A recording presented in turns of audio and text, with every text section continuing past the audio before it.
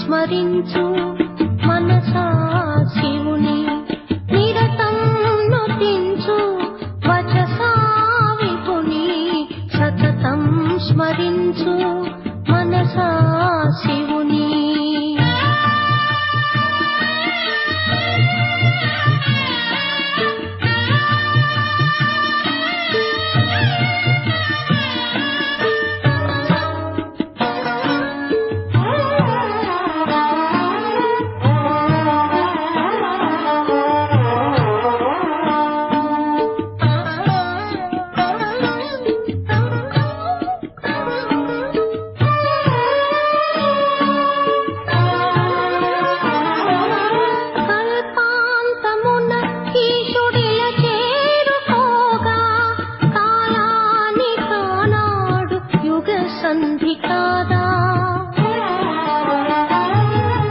సామాన్య రూపాన ప్రభవించినాడు, ఉత్తమ కర్మాచరణము ప్రవచించినాడు.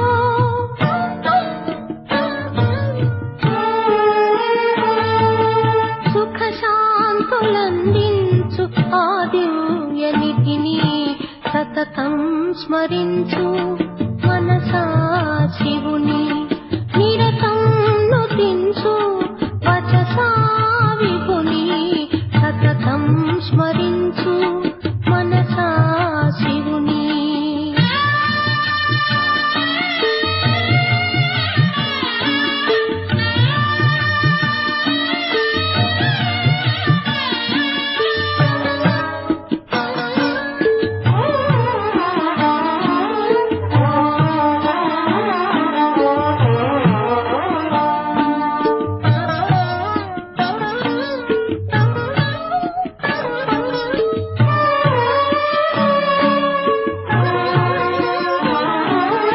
విజ్ఞాన నేత్రాన్ని అందించు విభుడు తన దర్శనం నీకు దయచేయనడు.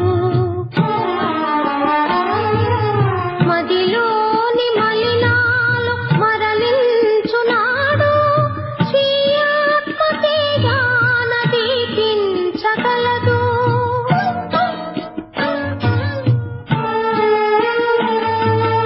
దర్శించు సరిగా ఆ దివ్య ధృతిని సతతం స్మరించు మనసా శివుని నిరతం నుతించు వచసా విపుని సతతం స్మరించు మనసా శివుని.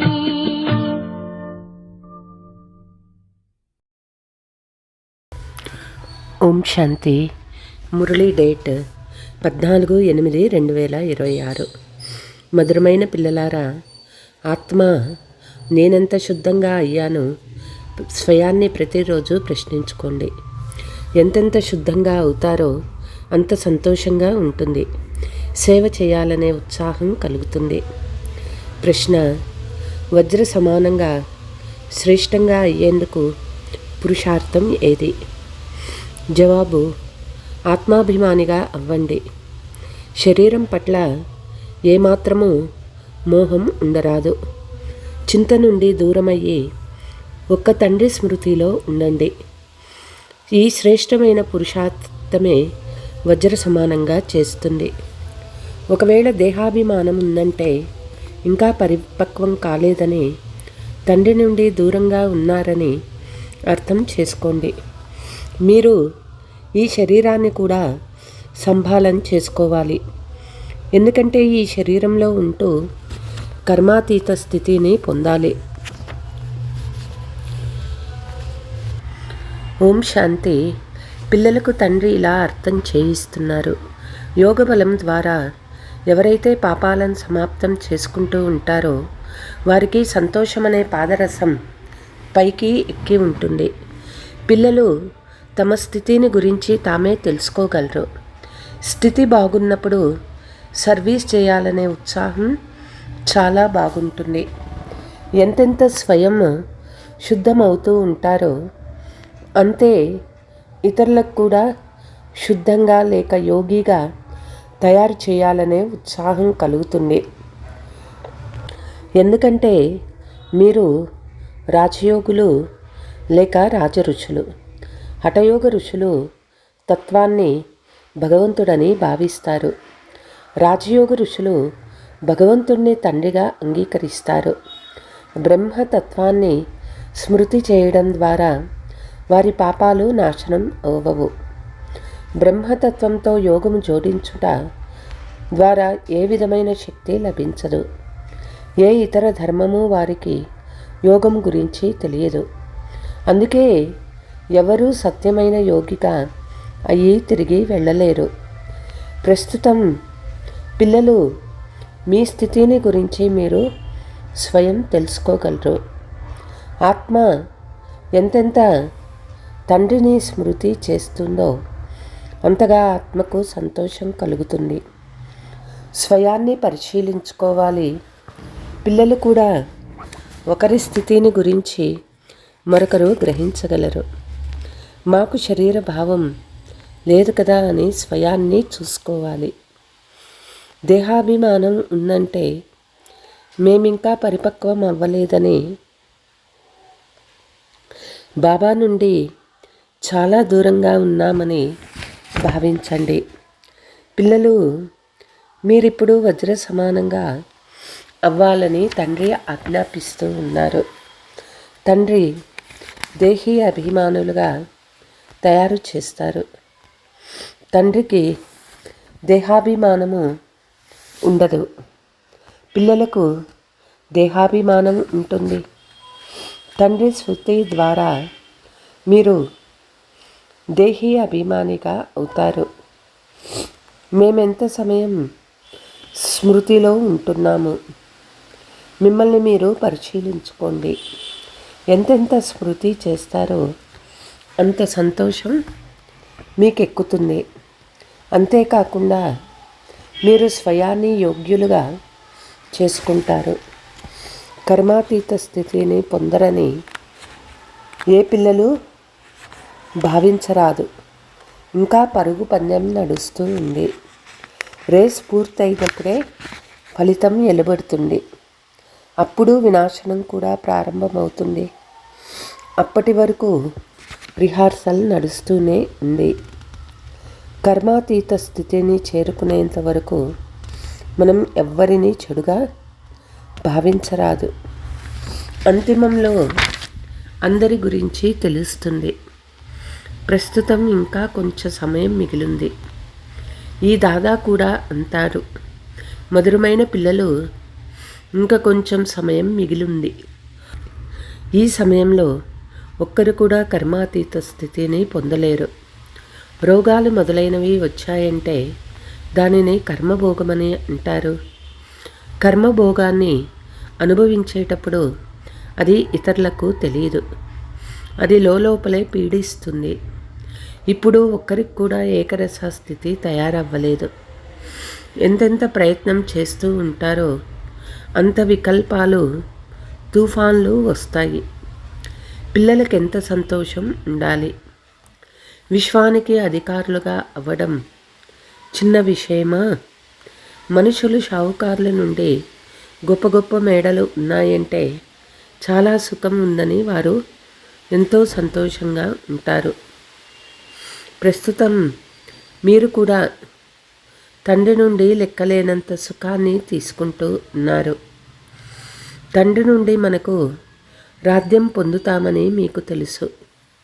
ఎంతగా ధనం వల్ల సంతోషం కలుగుతుందో శాంతిగా ఉండటం వల్ల అంతటి సంతోషం కలగదు. సన్యాసీలు ఇళ్ళు వ్యవహారాలు త్యజించి అడవుల్లో ఉండేవారు. చేతితో ధనాన్ని ఎప్పుడూ ముట్టుకునేవారు కాదు. కేవలం ఆహారం తీసుకునేవారు. కానీ ప్రస్తుతం వారెంత ధనవంతులుగా అయ్యారో అందరికీ ధనం గురించి ఎంతో చింత ఉంది. రాజులకు ప్రజల గురించి చింత ఉంటుంది. అందుకే యుద్ధ సామాగ్రి ఉంచుకుంటారు. సత్యయుగంలో యుద్ధాలు మొదలైనవి విషయాలేమీ ఉండదు.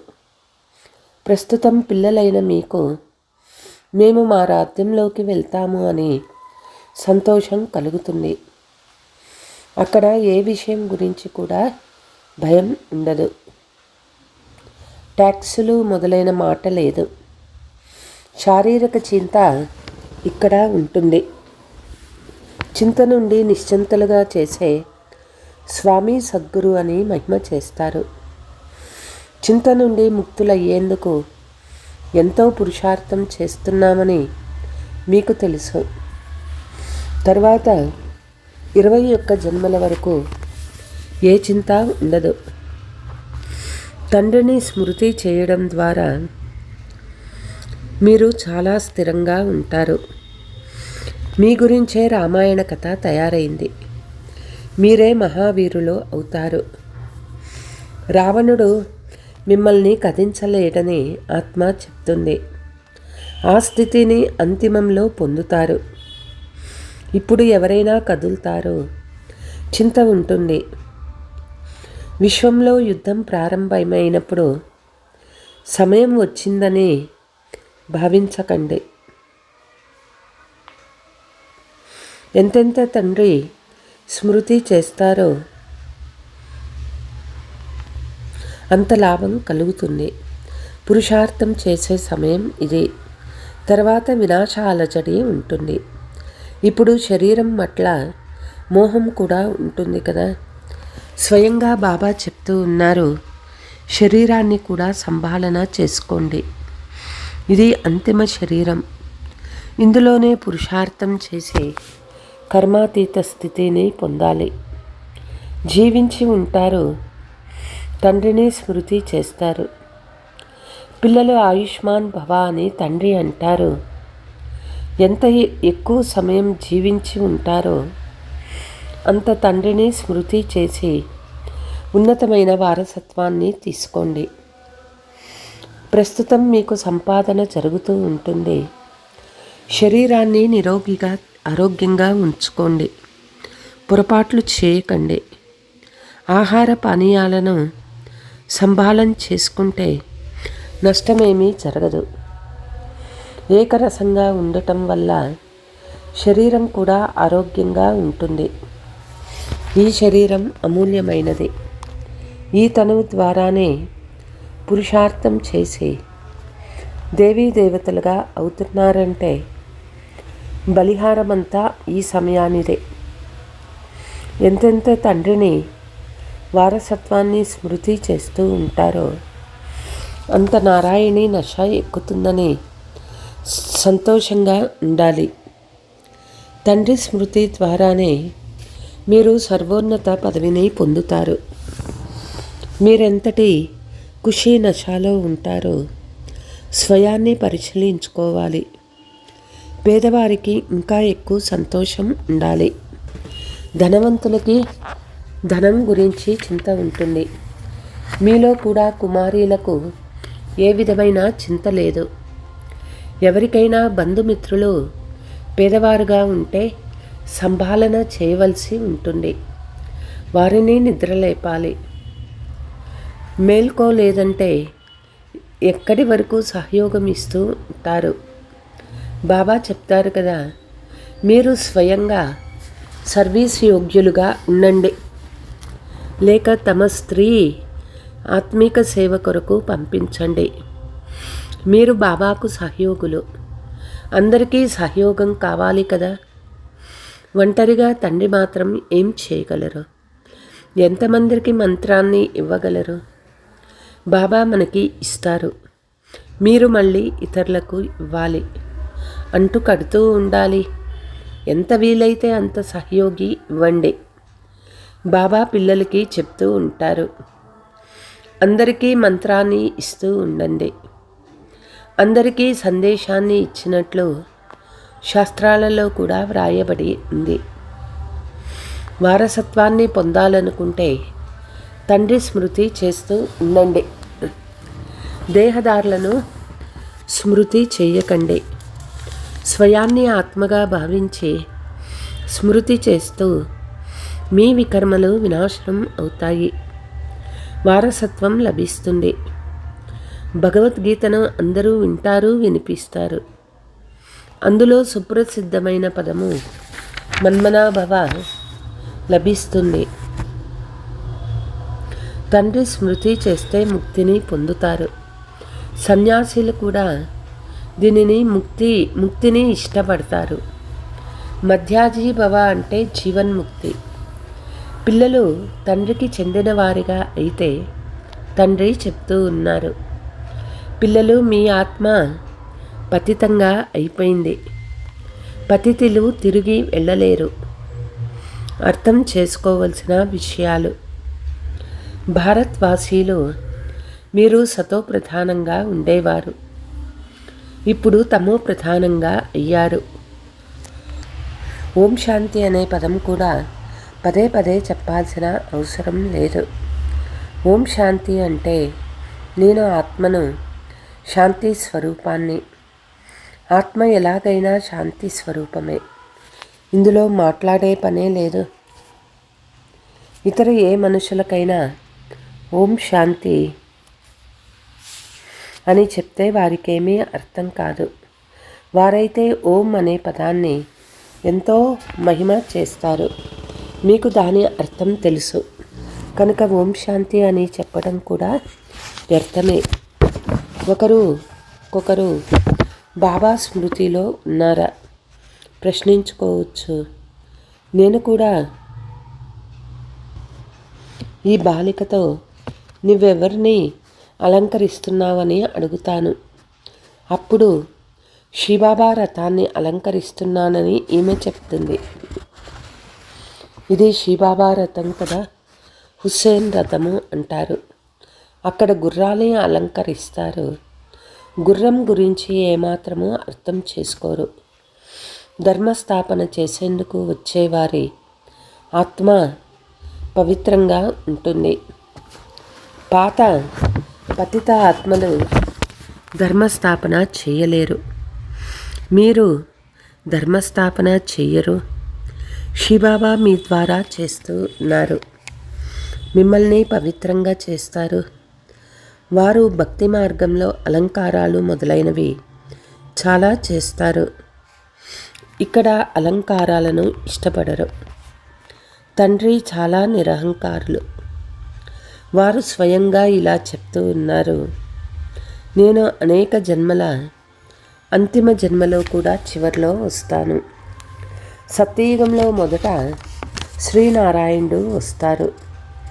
లక్ష్మి కంటే ముందు నారాయణ వస్తారు. అతను కొంచెం పెద్దగా ఉండాలి కదా, అందుకే కృష్ణుని పేరు ప్రఖ్యాతమైంది. నారాయణుని కంటే కృష్ణుణ్ణి ఎక్కువ మహిమ చేస్తారు. కృష్ణుందే జన్మాష్టమి జరుపుతారు.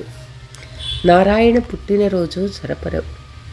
కృష్ణుడే నారాయణుడు అవుతారని వారికి తెలియదు. బాల్యంలో వారి పేరు వేరుగా నడుస్తుంది. ఫలానా వారు జన్మించారని చెప్పి వారి పుట్టినరోజు ఆలోచిస్తారు. అందుకే కృష్ణుని పుట్టినరోజును జరుపుకుంటారు. నారాయణ గురించి ఎవరికీ తెలియదు. మొట్టమొదట శివ జయంతి, తర్వాత కృష్ణ జయంతి, ఆ తర్వాత రాముని శివుని జతలో గీతా జయంతి కూడా జరుగుతుంది. శివబాబా అనేక జన్మ అంతిమంలో వస్తారు. వృద్ధ అనుభవి రథంలోకి వస్తారు. ఎంత బాగా అర్థం చేసుకోబడింది. అయినా ఇది ఎవరి బుద్ధిలో రాదు. తండ్రి చెప్తారు, జ్ఞానము ప్రాయలోపమవుతుంది. బాబా వచ్చి వినిపించినప్పుడే మీరు కూడా వినిపించగలరు. భవిష్యత్తులో సరిగ్గా ఇలా తయారవుతారని పిల్లలు మీరు తెలుసుకున్నారు. బాబా 2-3 ప్రకారాల సాక్షాత్కారాలను పొందారు. ఇలా అవుతారని, కిరీటధారిగా అవుతారని, పగడీ ధరించేవారిగా అవుతారని, రాజ్య పదవి సాక్షాత్కారాలను పొందారు. ఇప్పుడు మీరు అర్థం చేసుకోగలరు. కానీ ఈ విషయాలను ఇతరులెవ్వరూ అర్థం చేసుకోలేరు. మంచి కర్మలు చేస్తే భవిష్యత్తులో మంచి జన్మ లభిస్తుందని భావిస్తారు. ప్రస్తుతం మీరు భవిష్యత్తు కొరకే పురుషార్థం చేస్తూ ఉన్నారు. నరుని నుండి నారాయణుడిగా అయ్యేందుకు పురుషార్థం చేస్తున్నామని మీకు తెలుసు. మనము ఈ పదవి పొందుతామని మీకు తెలుసు. కర్మాతీత స్థితిని పొందేందుకు పురుషార్థం చేసేవారికి ఈ ఆనందం ఎక్కువగా ఉంటుంది. బాబా మేము మమ్మా బాబాలను అనుసరించేటప్పుడు సింహాసనంపై కూర్చోగలమని అంటారు. మనము ఎంత సర్వీస్ చేస్తూ ఉన్నాము, ఎంత సంతోషంలో ఉంటున్నామని కూడా అర్థం చేసుకోవాలి. స్వయం సంతోషంగా ఉన్నప్పుడు ఇతరులను సంతోషంలోకి తీసుకురాగలరు. లోపల ఏదైనా చెడు ఉంటే బాబా మాలో కోపం ఉంది, ఈ భూతం కొందరు వచ్చి బాబాకు చెప్తూ ఉంటారు. ఇది కూడా చింతించే విషయము. భూతాలను ఉంచుకోరాదు. కోపం ఎందుకు చేసుకోవాలి? ప్రేమగా అర్థం చేయించాలి. బాబా ఎవరి పట్ల కోపం చేసుకోరు. శ్రీబాబా మహిమ ఉంది. చాలామంది అసత్యపు మహిమ చేస్తారు. మేము ఏ కర్తవ్యాన్ని చేస్తామో మీరొచ్చి పతితుల నుండి పావనంగా చేయమని నన్ను పిలుస్తారు. మా రోగాన్ని నయం చేయండి అని డాక్టర్ని పిలుస్తారు. డాక్టర్ వచ్చి మందులు ఇచ్చి ఇంజెక్షన్ వేస్తాడు. అది అతని పని. అందులో గొప్పతనమేముంది? అలాంటిది వారు సేవ కొరకు వారు డాక్టర్ చదువుతారు. ఎక్కువ చదువుకుంటే ఎక్కువగా సంపాదిస్తారు. తండ్రి సంపాదించవలసిన అవసరమేమీ లేదు. వారు సంపాదన చేయిస్తారు. తండ్రి చెప్తూ ఉన్నారు, మీరు నన్ను అవినాశి సజ్జన్ అని కూడా పిలుస్తారు. ఇలా ఎక్కువ మహిమను చేస్తారు. పతిత పావనుడి మహిమ ఒక్కరిదే. తండ్రి స్మృతి చేస్తే వికర్మలు వినాశం అవుతాయి. తండ్రి ఒక్కరిని స్మృతి చేయండి, ఉన్నత పదవి పొందుతారు. అర్థం చేయించడం నా పాత్ర. ఇది రాజయోగ జ్ఞానము. ఎవరైతే భగవద్గీతను చదివి ఉంటారో వారికి అర్థం చేయించడం చాలా సహజం. మీరు పూజనీయ రాజాదిరాజుగా అవుతారు. మళ్ళీ పూజారులుగా అవుతారు. మీరు శ్రమ చేయాలి. మీరు విశ్వాన్ని పవిత్రంగా తయారు చేస్తారు. ఇది ఎంత గొప్ప పదవి! కలియుగ పర్వతాన్ని తొలగించేందుకు మీ అందరూ సహయోగం చేస్తూ ఉన్నారు. అంతేకాని నిజానికి పర్వతమే లేదు. కొత్త ప్రపంచం వస్తుందని మీకు తెలుసు. తప్పకుండా రాజయోగం నేర్చుకోవాలి. తండ్రి నేర్పిస్తారు. సతో ప్రధానం అవ్వాలి. కల్ప క్రితము తండ్రి పిల్లలు అయ్యి అర్థం చేయిస్తే అవును ఇది సరి అయిన జ్ఞానమే అని వారు అంగీకరిస్తారు. తప్పకుండా తండ్రి మన్మనాభవ అని చెప్పారని భావిస్తారు. ఇది సంస్కృత పదము. నన్ను స్మృతి చేయమని హిందీలో చెప్తారు. మనం ఎంత ఉన్నత ధర్మానికి చెందిన వారమో, శ్రేష్టమైన కర్మలు చేసేవారమో ఇప్పుడు మీరు అర్థం చేసుకున్నారు. 16 కళా సంపూర్ణులుగా మర్యాద పురుషోత్తములు అని మహిమ చేస్తారు. ఇప్పుడు మళ్ళీ అలా తయారవ్వాలి. మేమెంతవరకు సతో ప్రధానంగా అయ్యాము, పవిత్రంగా అయ్యాము, ఎక్కడి వరకు నరకవాసులు స్వర్గవాసులుగా తయారు చేసే సేవ చేస్తున్నామని స్వయాన్ని పరిశీలించుకోండి. అచ్చా, मीठे मीठे सिकीलते बच्चों प्रति मात पिता बाप दादा का याद प्यार गुड మార్నింగ్ నమస్తే. ధారణ: తండ్రి సమానం నిరహంకారిగా అవ్వాలి. శరీరాన్ని సంభాలన చేసుకుంటూ శివబాబా స్మృతి చేయాలి. ఆత్మీక సర్వీస్లో తండ్రికి సహయోగిగా అవ్వాలి. ఆంతరికంలో ఏ భూతము ఉండరాదు. ఎప్పుడూ ఎవరిపైన కోపం చేసుకోకూడదు. అందరితో చాలా ప్రీతిగా నడుచుకోవాలి. తల్లి తండ్రిని ఫాలో చేసి సింహాసనాధికారులుగా అవ్వాలి. వరదానము: స్వార్థము అనే శబ్దానికి అర్థం తెలుసుకొని సదా ఏకరస స్థితిలో స్థితం అయ్యేవారే సహజ పురుషార్థి అవుతారు. ఈ రోజుల్లో పరస్పరం ఏదైతే ఆకర్షణ ఉందో అది స్నేహంతో కాదు, స్వార్థంతో ఉంది. స్వార్థం కారణంగా ఆకర్షణ ఉంది. ఆకర్షణ కారణంగా న్యారాగా అవ్వలేరు. అందుకే స్వార్థము అనే శబ్దం యొక్క అర్థంలో స్థితం అవ్వండి. అంటే మొదట సొంత రథాన్ని స్వాహా చేయండి. ఈ స్వార్థం పోతే న్యారాగా అవ్వనే అవుతారు. ఈ ఒక్క శబ్దం యొక్క అర్థాన్ని తెలుసుకున్నందున సదా ఒక్కరి వారిగా ఏకరసంగా అవుతారు. ఇదే సహజ పురుషార్థము. స్లోగన్: ఫరిస్తా రూపంలో ఉండటం వల్ల ఏ విఘ్నము కూడా తన ప్రభావం చూపించలేదు. అవ్యక్త సూచన: సంపూర్ణ పవిత్రత బ్రాహ్మణ మీకు అలంకారము. సదా శృంగారింపబడిన మూర్తి అంటే పవిత్ర స్వరూపంలో స్థితం అయి ఉండండి. బేహద్దు స్టేజ్పై హీరో పాత్రను అభినయించండి. సదా బ్రహ్మచారి అంటే సంకల్పంలో కూడా అపవిత్రత స్వీకరించరాదు. వృత్తి యొక్క చంచలత కూడా రిజిస్టర్ని మచ్చగలిగేదిగా చేస్తుంది. కాబట్టి వృత్తిలో కూడా సదా బ్రహ్మచారిగా ఉండండి. అచ్చా. ఓం శాంతి.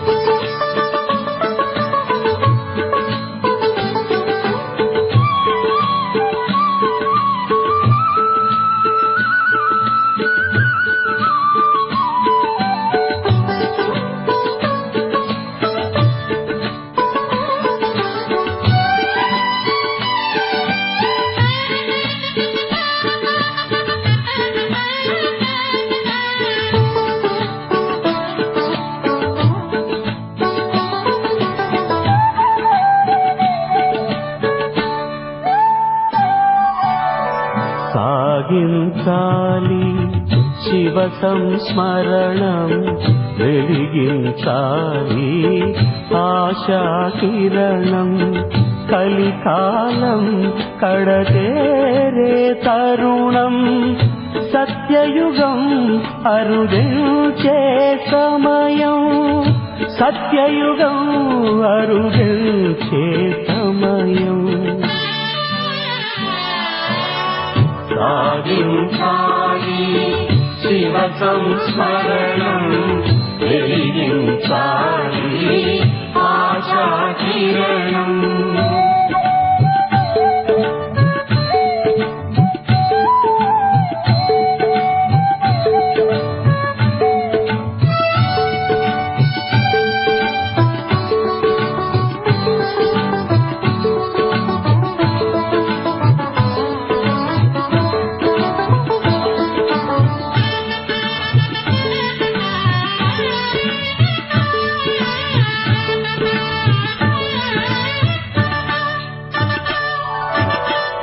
అస్థిరమౌ దేహంపై మోహం తొలగించాలి సుస్థిర ధ్యానం. అస్థిరమౌ దేహంపై మోహం తొలగించాలి సుస్థిర ధ్యానం. శాశ్వతమౌ సత్యముతో నిత్యం కలిగించాలి అనుసంధానం. ఆత్మకు అనిశం అమృత కలశం అందించాలి జ్ఞాన ప్రకాశం. సాగించాలి శివ సంస్మరణం వెలిగించాలి ఆశా కిరణం. కలికాలం కడతేరే తరుణం. సత్యయుగం అరుదించే సమయం. సత్యయుగం అరుదించే సమయం. సాగించాలి శివ సంస్మరణం వెలిగించాలి ఆశా కిరణం.